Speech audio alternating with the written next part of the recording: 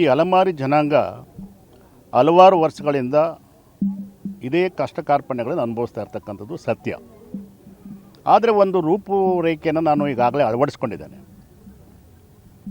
ಎಲ್ಲಿ ಅಲೆಮಾರಿ ಜನಾಂಗ ಜಾಸ್ತಿ ಇದೆ, ಯಾವ್ಯಾವ ಪ್ರಾಂತ್ಯದಲ್ಲಿ ಅವರಿದ್ದಾರೆ, ಅವರಿಗೆ ಪರ್ಮನೆಂಟಾಗಿ ಏನಾದ್ರು ಮಾಡಬೇಕಂತಕ್ಕಂಥದ್ದು ಒಂದಾದರೆ ತಾತ್ಕಾಲಿಕವಾಗಿ ಅವ್ರನ್ನೆಲ್ಲರೂ ಕೂಡ ಇರ್ತಕ್ಕಂಥ ಜಾಗದಿಂದ ಒಕ್ಕಲೆಬ್ಬಿಸಬಾರ್ದು ಅಂತಕ್ಕಂಥದ್ದು ಮೊದಲನೇ ಭಾಗ. ಈಗಾಗಲೇ ಹೇಳಿದ್ದೀನಿ ನಾನು, ಪರಿಸ್ಥಿತಿ ಇವ್ರದ್ದು ಗಂಭೀರವಾಗಿದೆ. ನಾನು ಆ ಜೋಪಿಡಿಗಳನ್ನು ಕೂಡ ನಾನು ಇನ್ಸ್ಪೆಕ್ಟ್ ಮಾಡಿದ್ದೇನೆ.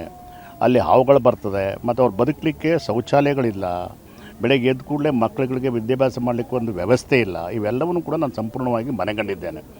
ಬಿಕಾಸ್ ಈ ವರ್ಗದಲ್ಲಿ ಹುಟ್ಟಿದಂಥವ ನಾನು ಕೂಡ, ಅಂದರೆ ಏನು ಪರಿಶಿಷ್ಟ ಜಾತಿ ಮತ್ತು ಪರಿಶಿಷ್ಟ ಪಂಗಡ ಇದಲ್ಲ, ಆ ವರ್ಗದಲ್ಲಿ ಹುಟ್ಟಿದಂಥವು ನಾನು ಕೂಡ. ನನಗೆ ಗೊತ್ತಿದೆ. ಒಂದು ಹೇಳ್ತೀನಿ, ಕಾಲಕ್ಕೆ ತಕ್ಕಂತೆ ಒಂದು ಸರ್ಕಾರ ಒಂದು ನಿರ್ಣಯವನ್ನು ಮಾಡುತ್ತೆ.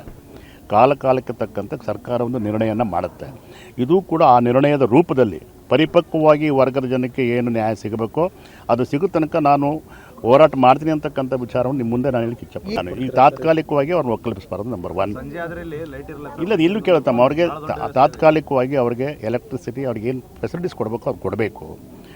ಶೌಚಾಲಯಗಳ ವಿಚಾರವಾಗಿ ತಾತ್ಕಾಲಿಕವಾಗಿ ಏನಾರು ಮಾಡ್ಕೊಡ್ಲಿಕ್ಕಾಗುತ್ತೆ, ಇಲ್ಲಿ ಜನಸಾಮಾನ್ಯರಿಗೆ ತೊಂದರೆ ಆಗದ ರೀತಿ ಅಂತಕ್ಕಂಥದ್ದನ್ನು ಕೂಡ ನಾನು ಹೇಳ್ತೇನೆ. ಹೇಳ್ತೀನಿ, ಅದನ್ನು ಹೇಳ್ತೀನಿ.